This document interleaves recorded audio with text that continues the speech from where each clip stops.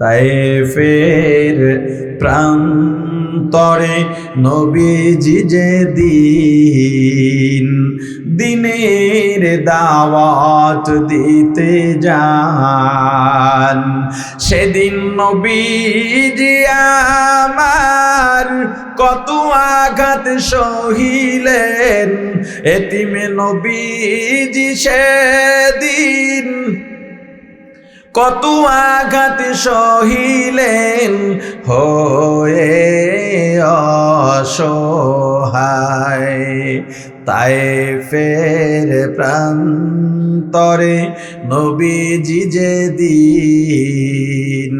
দিনের দাওয়াত দিতে যান, যায়েদকে সাথে নিলেন, 3টে দিনে দাওয়াত দিলেন।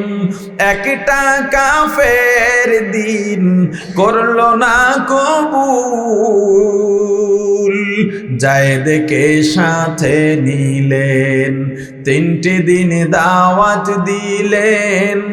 একটা কাফের দিন করলো না কবুল, বরং পাগল বলিয়া দিল তাড়াইয়া, পাগল বলিয়া দিল তাড়াইয়া। চিনল না ওই দুর্ভাগার দল আল্লাহরি রাসূল, চিনল না ওই দুর্ভাগার দল আল্লাহরি রাসূল। সেদিন নিরাশ হয়ে নবীজি আসতেছিলেন ফিরিয়া, নিরাশ হয়ে নবীজি আসতেছিলেন ফিরিয়া, হয়ে অসহায়। তায়েফের প্রান্তরে নবীজি যে দিনের দাওয়াত দিতে যান। আল্লাহ বলেন, ইয়াউমা লা ইয়ানফাউ মালুন ওয়ালা বানুন ইল্লা মান আতাল্লাহ বিকলবিন সালিম। এই যে এত ধন সম্পত্তি, টাকা পয়সা, সন্তান সন্ততি, নেতা নেত্রী, দল ফেরকা, লা ইয়ানফা, কিয়ামতের ময়দানে কোনো কিচ্ছু উপকারে আসবে না। একজনের সন্তান আছে 5টা, নেতা, ইঞ্জিনিয়ার, সম্পদওয়ালা, প্রভাবশালী, প্রশাসনে কোনো লাভ নাই। একজনের অনেক সম্পদ আছে, পদ পদবী আছে, লা ইয়ানফা, কিয়ামতের ময়দানে কোনো উপকারে আসবে না। পয়গম্বর ইব্রাহিম আলাইহিস সালাম কিয়ামতের ময়দানে দেখবেন কঠিন অবস্থা চলবে। কিয়ামতের ময়দানটা কত কঠিন হবে। ইসরাফিল ফিরিস্তার সিঙ্গার ফুৎকার যখন 3টা শেষ, মানুষগুলো কেউ সাওয়ারিতে চড়ে হাসরের ময়দানে উপস্থিত হবে।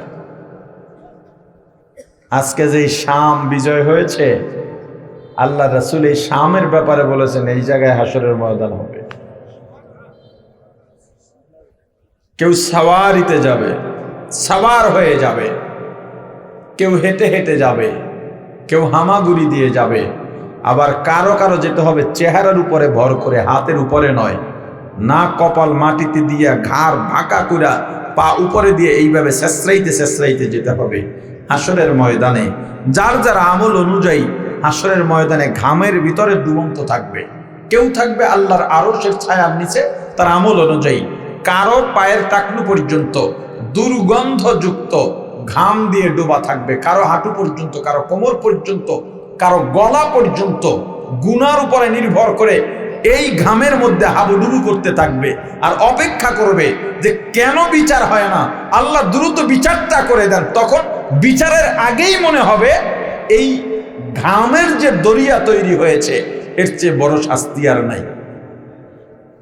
40,000 বছর অপেক্ষা করতে হবে সেখানে। পরকালের একদিন সমান সমান দুনিয়ার 50,000 দিন। না 50,000 বছর? 50,000 বছর। এই দুনিয়ার গণনার 40,000 বছর অপেক্ষা না, পরকালের গণনার 40,000 বছর অপেক্ষা করতে হবে শুধু বিচারের জন্য। অপেক্ষা করবে, আল্লাহ বিচারের জন্য তখনও আসবেন না। এমন কঠিন একটা অবস্থা হবে যেখানে সবাই দৌড়াদৌড়ি করবে, পাগলের মতো হয়ে যাবে। তখন মা বাবা সন্তান থেকে পালাবে, সন্তান মা বাবা থেকে পালাবে, এড়িয়ে চলবে, দেখলেও এড়িয়ে যাবে। দুনিয়াতে সবচাইতে মা আপন না? কথা বলে না। আরে মা আর কিসের আপন? এই দুনিয়ায় আসলে কেউই কারো আপন না, শুধু একটু বুঝার অভাব। আপনি যদি চিন্তা করতেন, এই মুহূর্তে যদি আমি মারা যাই, এই যে আমার, এই বাবারা কথা বলো না, কথা বলো না, এখন যদি মারা যাই, এই যে সম্পর্ক শেষ, মায়ের সঙ্গে শেষ, বাবার সঙ্গে, স্ত্রী, সন্তান, আত্মীয় স্বজন, বন্ধু বান্ধব, সবার সঙ্গে সম্পর্ক শেষ। এই যে শেষ তো শেষ, সারা জীবনে আর সম্পর্কের জোড়া লাগবে না।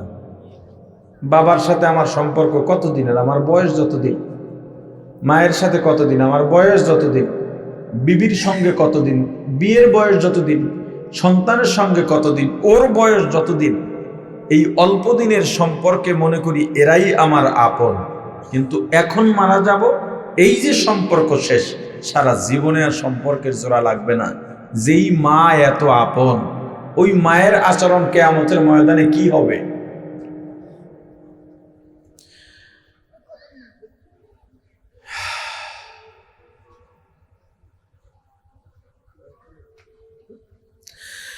يوم يفر المرء من أخيه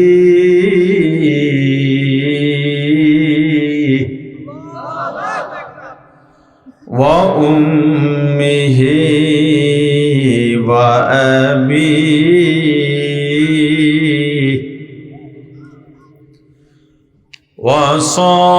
وصاحبته وبنيه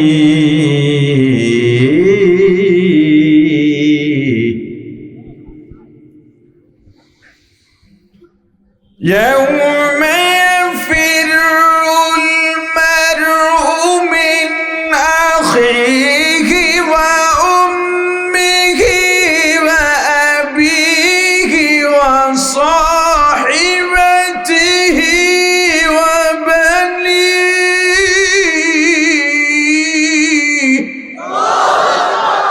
কিয়ামতের ময়দানে মা বাবা সন্তানকে দেখলে পালাবে, সন্তান মা বাবাকে দেখলে পালাবে, ভাই ভাইকে ভাই, বোনকে বোন, ভাইকে স্বামী, স্ত্রীকে স্ত্রী স্বামীকে দেখলেই পালাবে।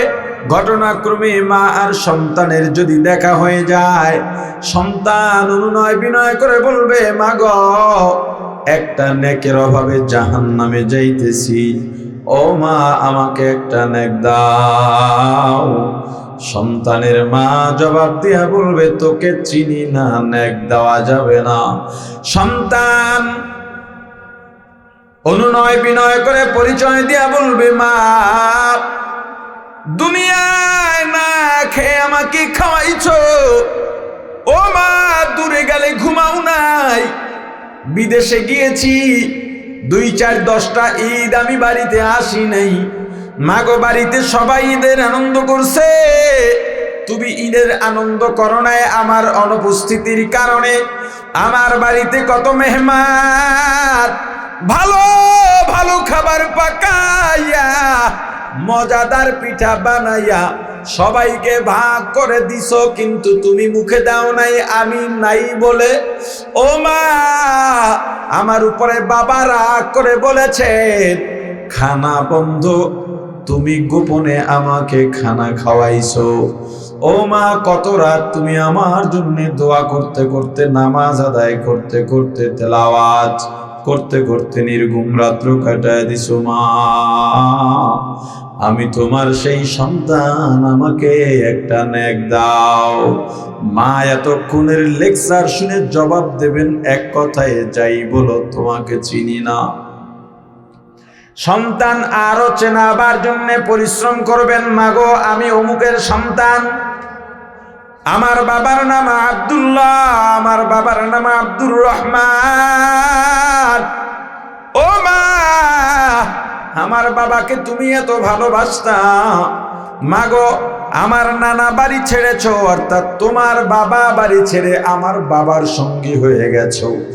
আমার নানা বাড়ি ধনী ছিল, আমার বাবা ছিল গরিব, তবুও তোমার বাবার সম্পদ ছেড়ে আমার বাবার ঘরে তুমি কষ্টে দিন কাটাইতে রাজি হয়ে গেছো। ও মা, তোমার ভাই আর আমার বাবার সঙ্গে যদি তর্ক হইতো, তুমি তোমার ভাইয়ের পক্ষ না নিয়া আমার বাবার পক্ষ নিতা।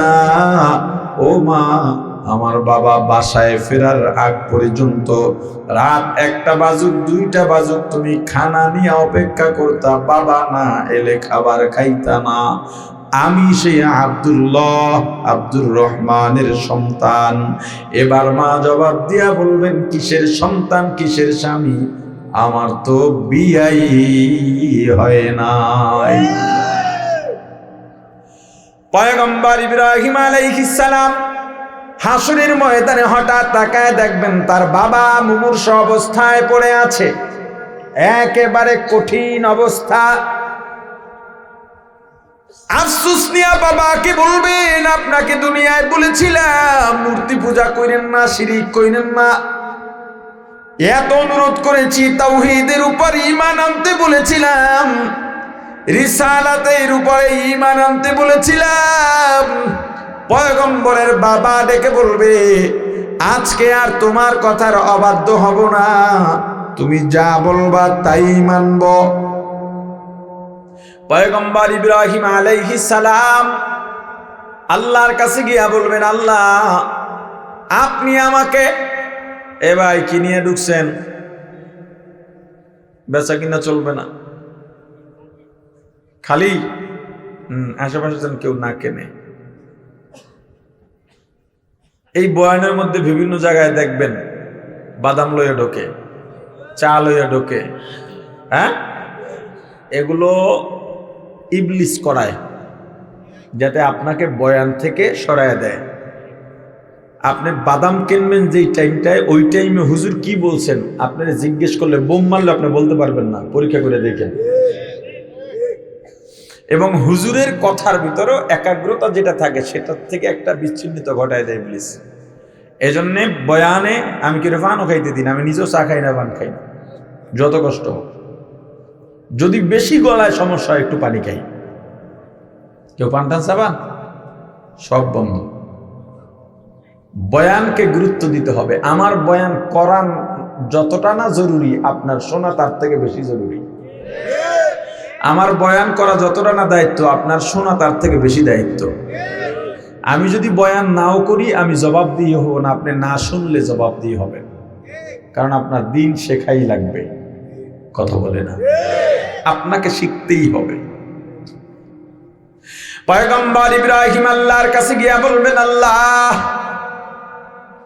আপনি আমাকে ওয়াদা দিয়েছেন, প্রতিশ্রুতি দিয়েছেন, আমাকে লাঞ্ছিত করবেন না, অপমানিত করবেন না। আজকে যদি আমার বাবা জাহান্নামে যায় আমার বড় অপমান হবে। আল্লাহ আমার সাথে আপনার ওয়াদা তো আছে, আমি অপমানিত যেন না হই। আল্লাহ জবাব দিয়া বলবেন, পয়গম্বর আমি আল্লাহ কোন কাফের মুশরিককে জান্নাত দেব না। এরপরে বলা হবে, পয়গম্বর নিচের দিকে অথবা পায়ের বৃদ্ধাঙ্গুলির দিকে তাকাও। পয়গম্বর নিচের দিকে তাকায় দেখবেন তার বাবাকে জাহান্নামের ফেরেশতারা জাহান্নামের শিকল হাতে পায়ে লাগাইয়া টেনে হেসড়ে রক্তাক্ত অবস্থায় জাহান্নামে নিয়ে যায়। হে দুনিয়ার সম্পদওয়ালা একজন পয়গম্বর ইব্রাহিম, যাকে আল্লাহ খলিলুল্লাহ উপাধি দিয়েছেন, এমন একজন পয়গম্বর আমার রাসূলের হিসাব তো ভিন্ন। এর বাইরে পয়গম্বর ইব্রাহিম আলাইহিস সালামের মতো পুরা পরিবার এত কোরবানি দিয়েছেন ইসলামের জন্য, এত কোরবানি পৃথিবীর কোনো মানুষ ইসলামের জন্য দেয় নাই। এত বড় একজন পয়গম্বর, কেমন কোরবানি? 60-70 বছর, 80 বছর, 90 বছর, ছেলে মেয়ে নেই, আল্লাহর দ্বারা দোয়া করছেন, রব্বি হাবলি মিনাস সলিহিন। দোয়া এত ভালো লাগছে আল্লাহর কাছে, আল্লাহ সুসংবাদ দিয়া দিলেন, বিগলামিন হালিম, নেক সন্তান, ধৈর্যশীল সন্তানের সন্তান ভূমিষ্ঠ হয়েছে, কত আনন্দ। আল্লাহ কয়, সন্তানরে ভালোবাসো ইব্রাহিম? আল্লাহবাসী। তাহলে কি আমার জায়গা তোমার অন্তরে নাই? কয় আছে। তাহলে পরীক্ষা দাও। কেমনে? ছেলে আর ছেলের মাইরে মরুভূমিতে ফেলায় রেখে আসো, বনবাসে দিয়ে আসো। দিয়ে আইলেন, একটু পানি, একটু খেজুর, রওনা দিচ্ছেন, কলিজা ছিঁড়ে যাচ্ছে, পেছনে তাকাবেন, এমন সময় আল্লাহ বলেন পেছনেও তাকানো যাবে না। পারবেন এই কোরবানি দিতে? কথা বলে না। পিছন থেকে বিবি ডাক দিছে, একটু পানি দিলেন, একটু খেজুর দিলেন, কবে আসবেন তাও জানি না, কেন এখানে রাখলেন তাও জানি না, আমি মহিলা মানুষ, শিশু ইসমাইল, আমি কেমনে কি করব? কোনো কথা বলেন না, চলে গেছেন। পেছন থেকে বিবি বললেন, এটা যদি আল্লাহর সিদ্ধান্ত হয় আমি হাজেরার কোনো আপত্তি নেই। স্বামীর কোরবানি, স্ত্রীর কোরবানি, কত কষ্ট করে চলে। লম্বা ইতিহাস, আমি তো আর ইতিহাস বলার জন্য বলছি না, কোরবানিটা সংক্ষেপে বোঝাবার জন্য।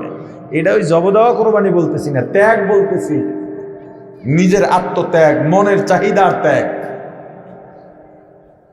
কত কষ্ট করছেন, ইতিহাস তো বহুবার শুনছেন হুজুরদের মুখে।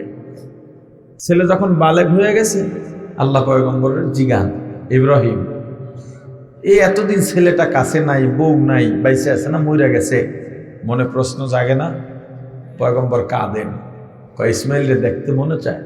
কয় আল্লাহ চায়। কয় দেখবা, শর্ত আছে, গিয়া দেখা জব দিয়ে লাও।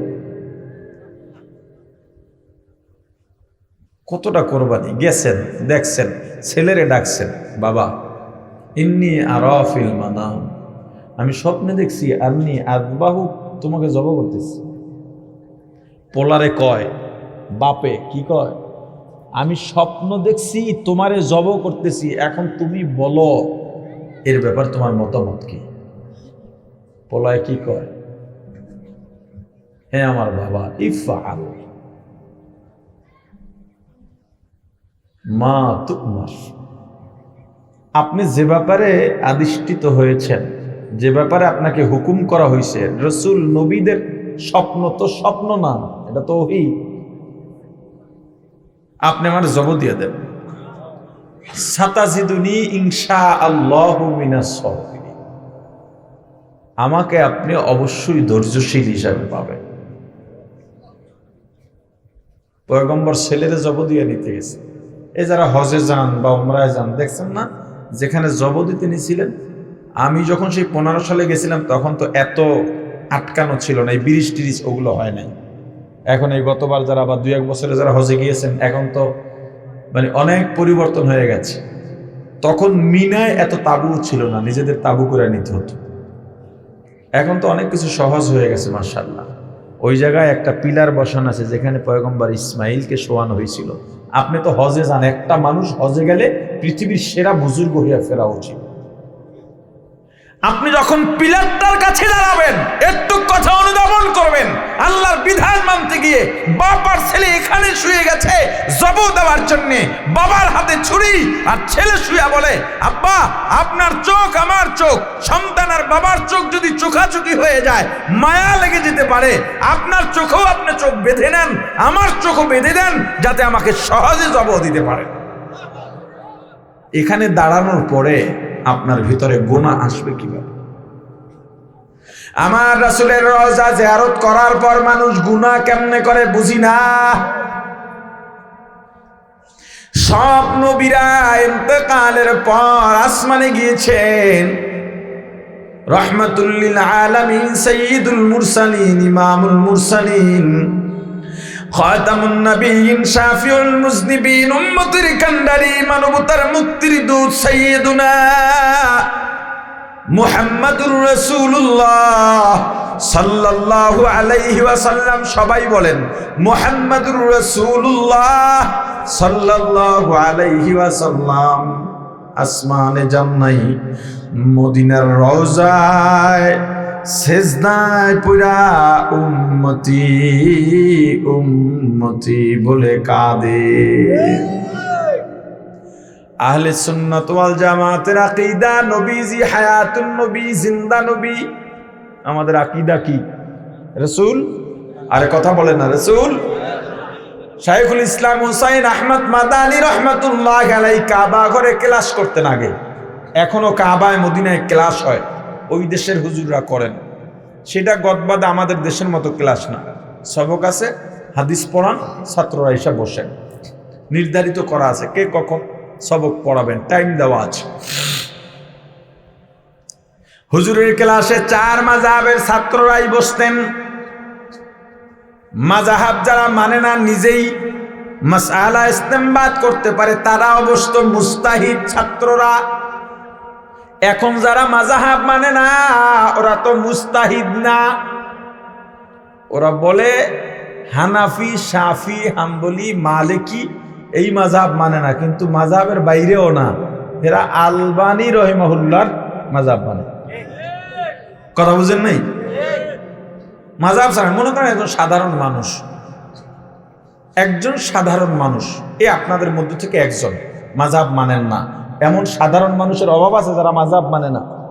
মানে তাদের অনুসরণ কইরা লা মাযহাবিদের যারা শায়েখ আছেন, শায়েখ আব্দুর রাজ্জাক বিন ইউসুফ, মুজাফফর বিন মহসিন, আরো যারা আছেন হাফিজাহুমুল্লাহ, তাদের জন্য সবসময় দোয়া করি, তারাও ইসলামের কাজই করেন।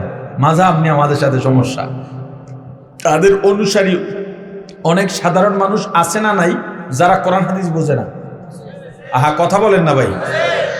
মাযহাব না মানা তাদের দাবি হলো কোরআন হাদিস নিজে দেখে দেখে পড়বে, কোনো মাযহাব মানবে না। কিন্তু যেই লোকটা কোরআন হাদিস জানে না, সে কোরআন হাদিস কেমনে দেখে দেখে মানবে? তারা কেউ শায়েখ আব্দুর রাজ্জাক বিন ইউসুফের কথা অনুযায়ী চলে, কেউ মতিউর রহমান মাদানীর কথা অনুযায়ী চলে, কেউ মুজাফফর বিন মহসিনের কথা অনুযায়ী চলে। কথা কয় না? তাহলে আমি আবু হানিফারে মানলে দোষ, আপনারে মানলে দোষ নাই। আপনি কে? হ্যাঁ, আপনার মতো কোটি মৌলানা সাহেব এক জায়গায় করলে একজন আবু হানিফা হবে? এগুলো একটা ফাঁকা বলি। যাই হোক, হুসাইন আহমদ মাদানী রহিমাহুল্লাহু তাআলার মজলিসে মুস্তাহিদরা বসতেন। মুস্তাহিদ যে মাসালা ইস্তেমবাত করতে পারে, নিজেই কোরআন হাদিস দেখে মাসালা নিজে তৈরি করতে পারে শরীয়ত অনুযায়ী, কোরআন সুন্নাহর সমর্থনে। হুসাইন আহমদ মাদানী রহিমাহুল্লাহ বললেন, আহলে সুন্নাত ওয়াল জামাতের আকীদা অনুযায়ী নবীজি হায়াতুন নবী, মুর্দা নবী না। যদি কেউ বলে নবীজি মরে গেছে, মুর্দা নবী, তার ঈমানের মধ্যে খলল এসে যাবে। ছাত্ররা এক এক দল তো এক এক গ্রুপের প্রশ্ন করে, হুজুর বুঝি নাই, মানুষ যে মারা যায় সে আবার জিন্দা কেমনে হয়? প্রশ্ন তো করতেই পারে, ক্লাসের মধ্যে এরকম বহু প্রশ্ন হয়। এগুলি স্কুল কলেজে কম, কওমি মাদ্রাসার মোটামুটি নুরুল ইজা থেকেই শুরু হয়। এসকালের পর এসকাল, কেয়ামত ঘটে যায় মাদ্রাসার হুজুরগুলোর লড়াই আলায় ছাত্ররা। শুধু ছাত্র যদি ভালো হয়, শিক্ষকরা যেটা পড়াবে আগামীকালকে ওটা মোতালা করে, ছাত্র থেকে বেশি করে পড়ে যায়। এটা একটা কঠিন মুআমেলা ছাত্র শিক্ষকের মাঝে, কওমি মাদ্রাসায় বিশেষ করে।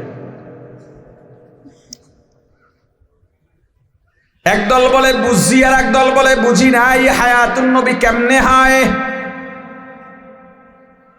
শাইখুল ইসলাম হুসাইন আহমদ মাদানী রহমাতুল্লাহ আলাইহি ছাত্রদের বললেন, তোমরা ওযু করো, সবাই ওযু আছে, নয়া ওযু করো। ওযু একবার করার পরে কোনো ইবাদত না কইরা ওযু করা মাকরুহ। তো এতক্ষণ হাদিস পড়ছে, ক্লাস করছে, আবার ওযু করতে সমস্যা নাই, আরো ভালো, সবাই ওযু করছে। শিক্ষক যেমন হয় ছাত্ররা তো তেমনই হবে। কথা বলে না? হুসাইন আহমদ মাদানীর ছাত্ররা কেমন হইতে পারে বুঝল? সবাই উজু করছে, কয় নামাজে দাঁড়াও। সব নামাজে দাঁড়াইছে, নামাজে দাঁড়ায় সেজদায় গিয়া রওজার মোরাকাবা করো। মোরাকাবা বোঝেন? কথা কয় না। মোরাকাবা বোঝেন? সহজে বুঝাই দিই। যার বাবা নাই, চোখ বন্ধ করে বসবেন, বৈশা কোনো নির্জন, কোনো কথাবার্তা নাই, আশপাশ কোনো হইহুল্লোড় নাই, চোখ বন্ধ করে বসবেন। আমার বাবা এমন ছিল, আমার বাবা আমার একদিন এমনি বাজার করে দেয় না, বাবা সাথে নিয়ে বাজার করে দেয় না, জামা কাপড়ের মাপ নেয় না। বাবা আমাকে নিয়ে স্কুলে গেছিল, মাদ্রাসায় গেছিল, একদিন আমার সাথে অমুকের তর্ক হয়েছিল, বাবা গিয়া তারে শাসন করছে। এইভাবে আধা ঘন্টা বাবা কি করছেন দেখবেন। আপনি বাবারে দেখতেছেন, চোখ খোলার পরে, মোরাকাবা ছাড়ার পরে মনে হবে আপনি নতুন দুনিয়ার বাবাকেই তো দেখছি। এটার মোরাকাবা হয়। একজনে মইরা গেলে এলাকায়, তখনই আপনার অন্তরে একটা বিষয় চলে আসে, আহারে লোকটা কালকেও একসাথে চা খাইলাম, একসাথে বসলাম, সব কিছু দেখবেন আপনার হৃদয় স্পটে ভেসে ওঠে। এটাকে মোরাকাবা কয়। আর ইসলাহাতের লাইনে মোরাকাবা, আপনি এভাবে ধ্যানে বসে বসে কবরকে অগ্রিম চিন্তা করবেন। এই যে মানুষ মারা যায়, আমিও ধরলাম মারা গেলাম, এই কবরে কি হবে, এই কবরটা অন্ধকার আসলে কেমন হবে, হাশরের ময়দান কেমন হবে, জাহান্নাম কেমন হবে। যদি আপনার কলব কোনোভাবে আল্লাহওয়ালা কলব হয়ে থাকে, গুনাহমুক্ত কলব হয়ে থাকে, বা গুনাহ করলে তওবাকারীর কলব হয়ে থাকে, আপনি এমন মোরাকাবা করলে মনে হবে আপনি জান্নাত দেখেন, মনে হবে আপনি কবর দেখেন, মনে হবে আপনি আল্লাহকে দেখেন। हकीकत से तो दुनिया बेखबर है, दुनिया की नुमाइश पर नजर है। नबी गोया के आज दुनिया जुदा बाश, बखर कारे के बाशी बा खुदा बाश। सिस्ते दुनिया आज खुदा गाफिल बुदन, नए कमाशों नुकुर गोफर जिंदजान। दुनिया में हो दुनिया का तलब गार नहीं हो, दुनिया में हो दुनिया का तलब गार नहीं हो। बाजार से गुजर हो खरीददार नहीं हो, बाजार से गुजर हो खरीददार नहीं हो। जागा जी लगाने के दुनिया नहीं है, जागा जी लगाने के दुनिया नहीं है।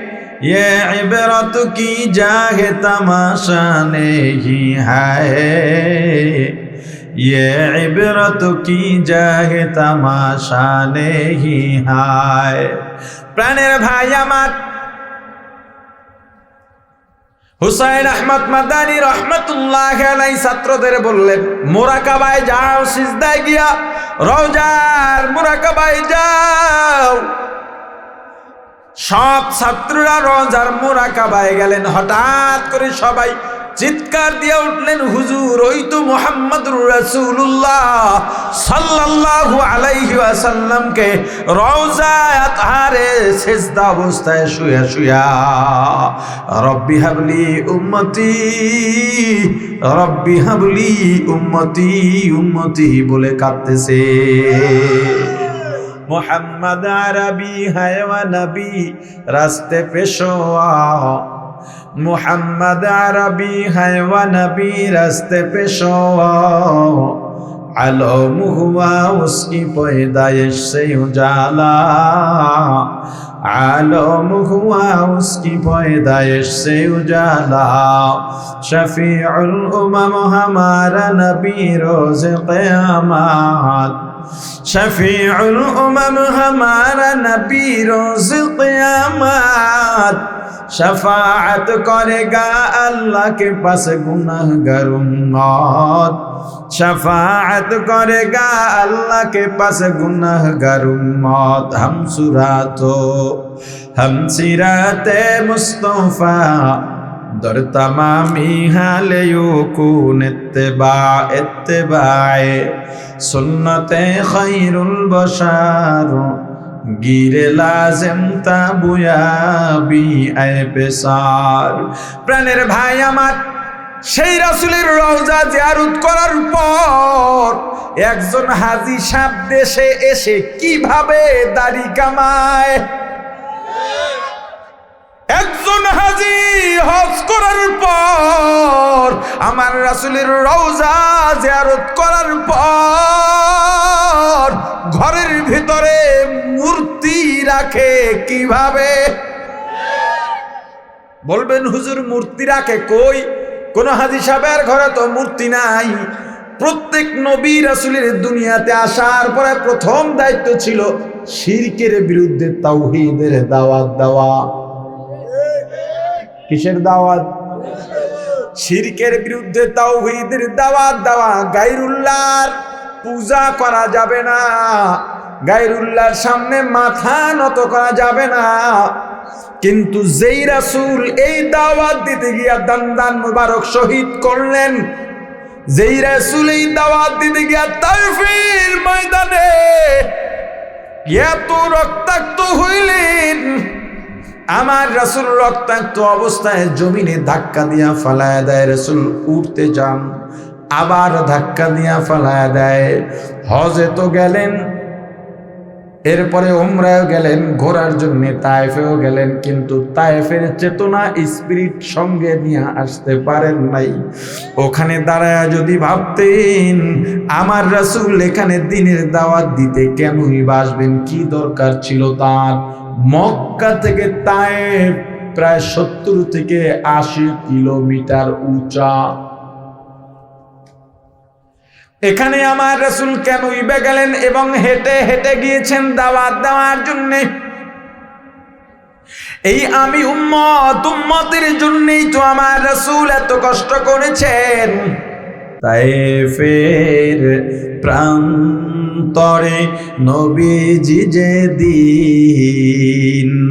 দিনের দাওয়াত দিতে যান, সেদিন নবীজি আমার কত আঘাত সহিলেন। এতিমে নবীজি সেদিন কত আঘাত সহিলেন, হয়ে অসহায়। তায়েফের প্রান্তরে নবীজি যে দিনের দাওয়াত দিতে যান, জায়েদকে সাথে নিলেন, 3টে দিনে দাওয়াত দিলেন।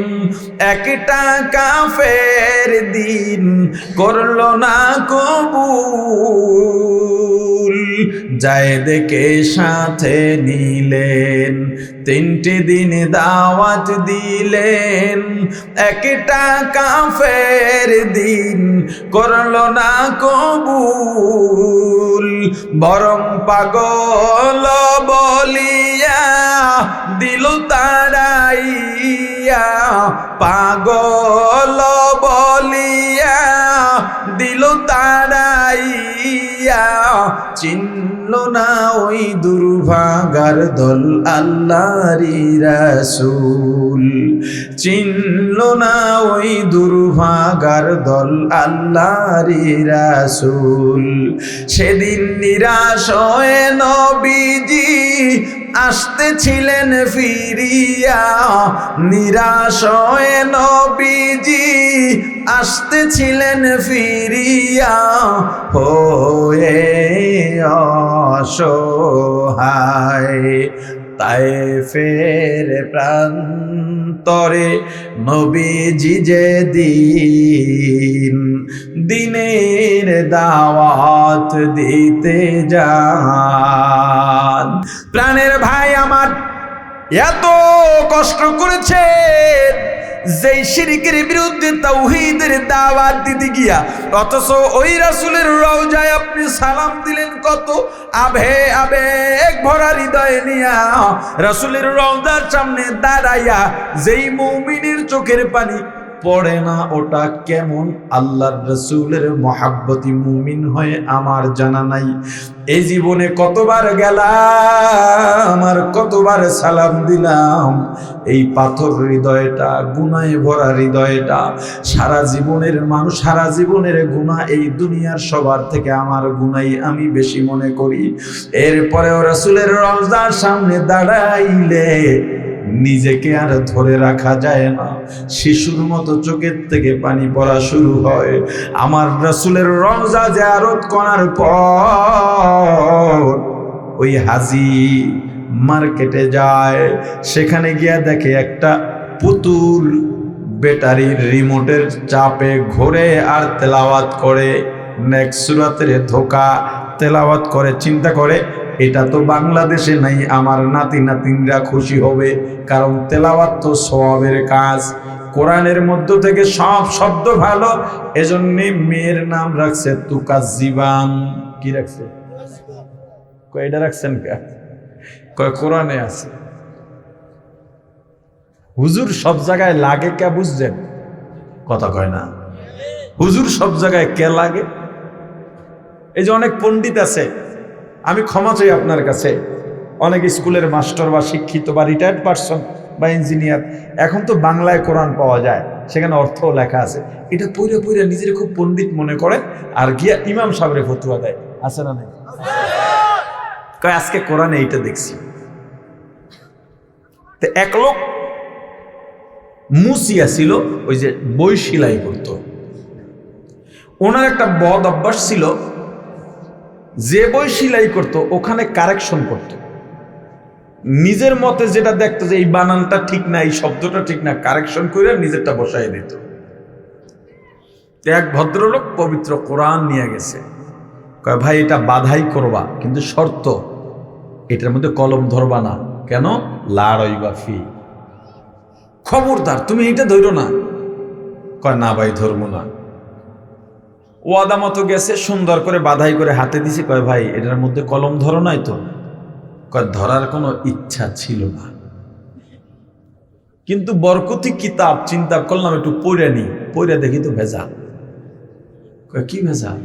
কয় কোরআনের মতো গ্রন্থ, কোরআনের মতো কিতাবের মধ্যে ফিরাউনের নাম, এটা কি সহ্য করা যায়? কয় তো আপনি কি করছেন? কয় যেই যেই জায়গায় ফিরাউনের নাম ছিল ওই জায়গার ওই নাম কাইটা কোথাও আপনার নাম, কোথাও আমার নাম ঢুকাই দিয়েছে।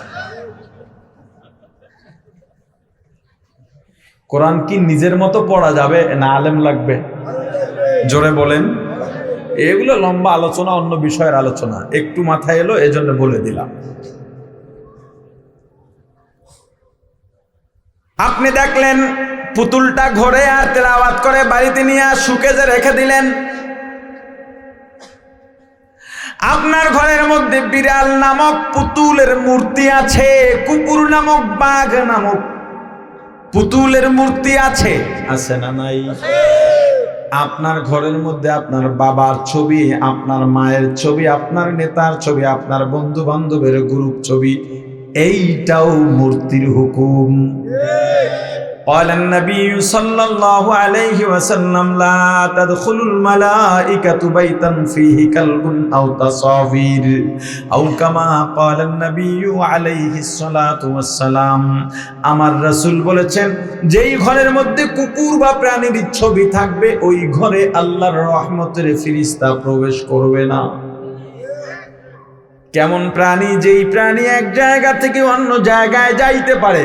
গাছ এটাও তো প্রাণী, কিন্তু এটার ছবি রাখা যাবে, কারণ এটা এক জায়গা থেকে আরেক জায়গায় যাইতে। পিঁপড়া রাখা যাবে কেন? কথা বলে না। কুকুর, বিড়াল, পাখি, কবুতর, খবরদার।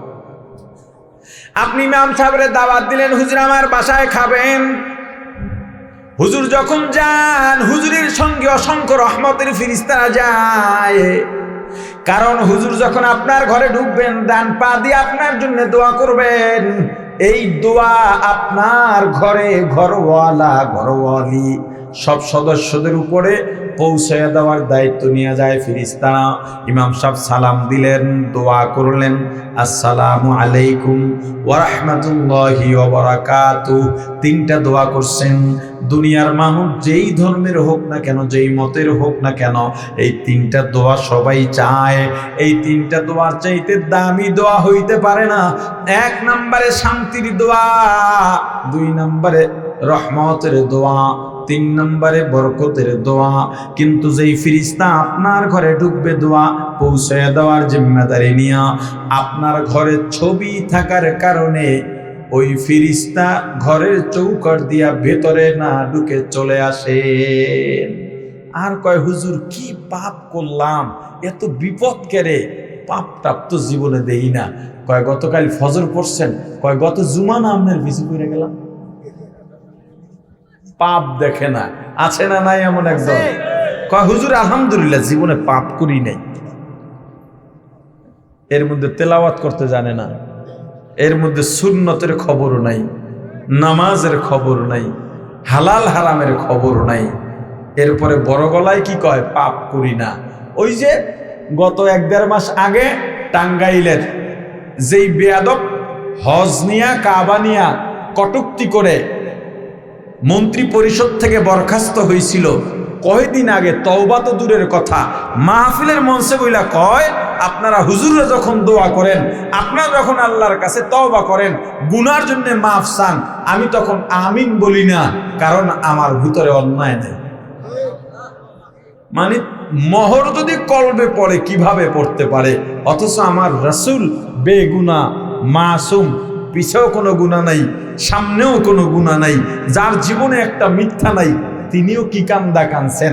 তিনি নামাজে দাঁড়াইয়া তেলাওয়াত করছেন, চোখের পানিতে বুক ভিজে গেছে, পা মোবারক ফুলে গেছে, আর ওই কয় আমার অন্যায় নাই। রাসূলের অন্যায় ছিল? কথা বলে না। এরপরে রাসূল কান্নাকাটি করেছেন। হযরত ওমর আগেই খবর পাইছেন দুনিয়ার থেকে ইন্তেকালের সাথে সাথে জান্নাত, ইসলামের দ্বিতীয় খলিফা। আমার রাসূল বলেছেন আমার পরে যদি আল্লাহ কাউকে নবী বানাইতেন, আমার ওমরকে আল্লাহ নবী বানাইতেন। সেই ওমর একটা খড়কুটা নিয়ে বলতেছে, হে খড়কুটা, আমাকে যদি আল্লাহ তোর মতো বানাইতেন, আমি মহিলাদের চুলায় জ্বলে পুড়ে তাদের রান্নার লাকড়ি হয়ে যাইতাম, কিন্তু আমাকে বানাইছেন আল্লাহ মানুষ, আমাকে তো জবাব দিতে হবে। আল্লাহ যদি ঘোষণা করে দেন সারা দুনিয়ার সব মানুষ জান্নাতে যাবে, একটা মাত্র মানুষ জাহান্নামে যাবে, আমি ওমর শেষ, আমার ভয়, আমি ভীত সন্ত্রস্ত হয়ে থাকি ওই জাহান্নামী মানুষটা আমি ওমর হয়ে যাই। আর এই বদমাইশে কয় আপনারা যখন তওবা করেন আমি আমিন বলি না। প্রাণের ভাই আমার, রাসূলের রওজা জিয়ারত করার পর অন্যায় করার সুযোগ নাই। পয়গম্বর ইব্রাহিম আলাইহিস সালাতু ওয়াস সালাম এমন ত্যাগী এক পরিবার আল্লাহর জন্য। সেই পয়গম্বরের বাবা কোনো কাজে আসে নাই, সন্তান পয়গম্বর নবীও বাবার কোনো কাজে আসে নাই। তাহলে তুমি আমি কি আশা করে বসে আছি সম্পদ দিয়া? এই যে রাজনীতি যারা করো, নেতার জন্য জীবন দিয়ে ফেলাও। আহা, প্রিয় অভিভাবক, একদল ভাগছে আর এক দলে শুরু করছো, কেন? শিক্ষা নেবা না তোমরা? তোমাদের কি শিক্ষা নিতে মনে চায় না? আমার অনেকে বলে আপনার এসব কথা কওয়ার দরকার কি? আচ্ছা, এখন সবাই কি অন্যায়ের প্রতিবাদ করে? আরে কথা বলেন না কেন ভাই? আপনার বাজারে একজন মানুষকে 4-5 জন মিলে মারতেছে, বাজারের সব দোকানদার শাটার বন্ধ করে নিজেদের নিরাপত্তা নিশ্চিত করলো, কিন্তু একটা লোক যে মার খায় এ ব্যাপারে কারো কোনো গুরুক্ষেপ নাই। আপনি গেলেন, গিয়া বাধা দিলেন, বাধা দেওয়ার কারণে ওই 5 জন আপনাকেও মারলো। এবার শাটার বন্ধ করে রাখা কাপুরুষগুলো আপনাকে বলে, মিয়া তোমার এত ঠেকা পড়ছে কিতে? আমরা কি তোমার চেয়ে কম বুঝি নাকি? কথা বলে না। কম বুঝা না বুঝা বিষয় না। এই পৃথিবীতে কিছু মানুষ থাকবে অন্যায় দেখলে বসে থাকতে পারবে না, আর তাদের জন্যই পৃথিবী টিকে থাকবে, তাদের জন্যই অন্যায় সমাজে প্রতিষ্ঠা পাবে না। আপনি যত বলেন তাকে থামায় রাখতে পারবেন না। ইতিহাসের পাতায় তাদের নামই লিপিবদ্ধ হয়, কাপুরুষদের নাম লিপিবদ্ধ হয় না। না, আমাকে সবাই বলে তোমার এত দরকার কি? আমি তো পারি না, তওবা করি মাঝে মাঝে, দরকার নাই। অন্যায় দেখলে না প্রতিবাদ করে পারি না। শুয়ে রইছি, আসরে আজান দিছে, নামাজ পড়ে মার্কাজ উত্তাক করে অফিসে বসে ব্যক্তিগত আমল করতেছি, হঠাৎ করে মাদ্রাসার সামনে হট্টগোল। আমার মাদ্রাসা তো মেইন রোডের সামনেই। কি ব্যাপার? জানালা দিয়া তাকায় দেখি আমাদের সব দাড়ি টুপিওয়ালা মিছিল দিতেছে, বাংলাদেশে মোদি ঢুকছে তার বিরুদ্ধে। আমি ওখানে বসে থেকে আমলও করতে পারতাম, সমস্যা কি? আমার কেউ বলছে? আমি দেখছি আমার ছাত্র ভাইরা এখানে মার খাচ্ছে, ধাওয়া পাল্টা ধাওয়ার শিকার হচ্ছে। আমি আর বসে থাকতে পারি নাই, আমি নেমেছি, মাইরও খাইছি, 11টা সেলাই এখন এনেছে। মোদি বিরোধী আন্দোলন। আমার এসে অনেকে নিন্দা করছে, এত বেশি বোঝেন, মিয়া ভাইরাল হইতে চান। আমি প্রতিবাদ করলাম, মাইর খাইলাম, আমি ভাইরাল হইতে চাই। মাইর খাইয়া ভাইরাল, আমার ভাইরাল হওয়া লাগবো? আরে কথা বলে না ভাই, ভাইরাল হওয়া লাগবো? জুলাই আগস্টের গণ অভ্যুত্থান, বৈষম্য বিরোধী ছাত্র আন্দোলন, এটা প্রথমে ছিল ছাত্রদের দাবি আদায়ের আন্দোলন। পরবর্তীতে গিয়া যখন আবু সাইদ মুগ্ধরা শাহাদত বরণ করেছে, তখন আর বৈষম্য বিরোধী ছাত্রদের দাবির আন্দোলন থাকেনি, এটা ছাত্র জনতার মুক্তি আন্দোলনে পরিণত হয়েছে। আরে কথা বলেন। আস্তে আস্তে মাদ্রাসার সব ছাত্ররা, সব শ্রেণী পেশার মানুষগুলো এই আন্দোলনে যোগদান করেছেন।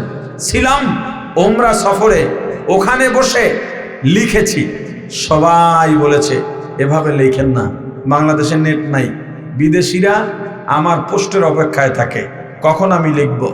বিশেষ পদ্ধতিতে টাকা খরচ করে দেশের খবর নিয়ে লিখতাম। সাথের লোকেরা বলছে হুজুর থাইকে যান, কেন? দেশে নামলে আপনাকে ধৈর্য ফেলাইবে, যেইভাবে লিখছেন। দেশে নামলাম, কুয়াকাটায় গেলাম, চারদিক থেকে খবর, কুয়াকাটায় নামের লিস্ট হয়েছে, আলিপুরে হয়েছে, মহিপুরে হয়েছে, কলাপাড়ায় হয়েছে, বাছাইকৃত 70 জনের নাম হেডকোয়ার্টারে আসছে, কেন্দ্রে, সেখানের 10 জনের মধ্যে আমার নাম। অবস্থা খারাপ। আমাদের এমপি মন্ত্রী ছিলেন, উনি নিজে পর্যন্ত লোক পাঠাইয়া হুঁশিয়ারি দিলেন, পাহারায় বসাইছি, দেখে নেওয়া হবে এই আন্দোলন বন্ধ হলে। তারা তো কল্পনাও করে নাই এই আন্দোলন ফেল করবে। ঢাকা চলে আসছি, আন্দোলন শুরু করছি। আশপাশের লোকজন বলে, মিয়া আপনার মতো লোক রাস্তায় পোলাপানের সাথে নামার দরকার আছে। আমি নিজেকে বসায় রাখতে পারি নাই। আমি যখন দেখছি যাত্রাবাড়ির মাদ্রাসা ছাত্র রক্তাক্ত, কলেজ ভার্সিটির ছেলেরা রক্তাক্ত, আমার নিজের বিবেককে আমি আর বসায় রাখতে পারি নাই। আপনি আমার নিষেধ করে কি করবেন? বাধা দিয়া কি করবেন?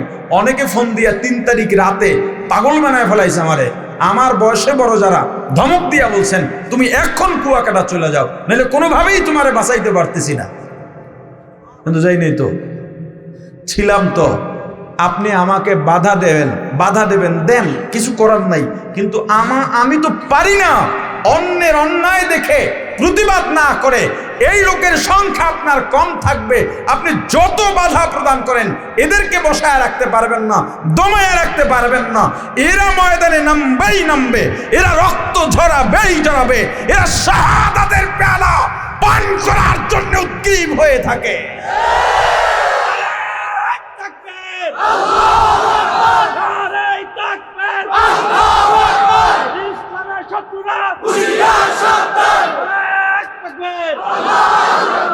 মাশাআল্লাহ।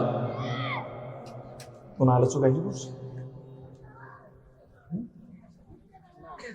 আচ্ছা, ও দুনিয়ার কোন সম্পদ, ক্ষমতার, এগুলো কোনো দাম কিয়ামতের ময়দানে নাই। তাহলে কিসের দাম?